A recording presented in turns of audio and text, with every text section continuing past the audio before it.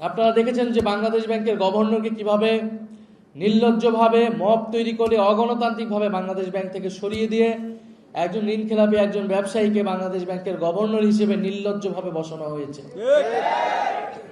বাংলাদেশে বিগত সময়ে প্রায় ৩০ লাখ কোটি টাকা লুটপাট করা হয়েছে, বিদেশে পাচার করা হয়েছে।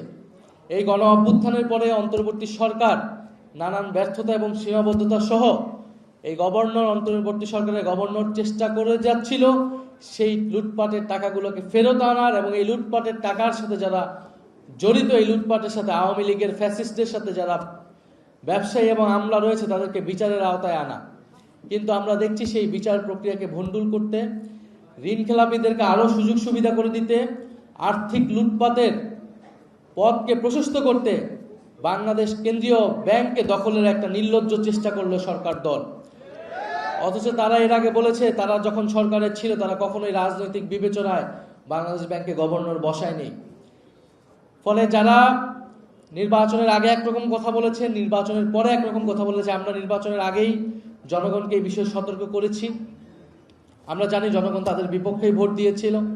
নানান ইঞ্জিনিয়ারিং করে তারা ফলাফলটাকে নিজেদের পক্ষে নিতে সক্ষম হয়েছে। সংসদে পরিকল্পিতভাবে 2/3 সংসদ সদস্য পদ তাদের নিজেদের আওতায় রেখেছে, যাতে তারা নিজেদের মতো আইন এবং বিচার তৈরি করতে পারে।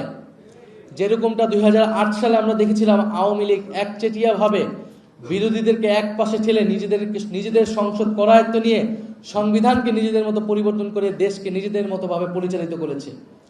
আজকের সরকার দল তাদের কার্যক্রম আচার আচরণ দেখে মনে হচ্ছে তারা সেই পথেই হাঁটছে, সেই পথেই হাঁটার চেষ্টা করছে। আমরা খুব স্পষ্টভাবে বলেছি বাংলাদেশে নতুন কোনো স্বৈরতন্ত্রের উত্থান আমরা ঘটতে দিব না। উত্থান ঘটতে হলে আমাদের জীবনের উপর দিয়ে সেটা হতে হবে।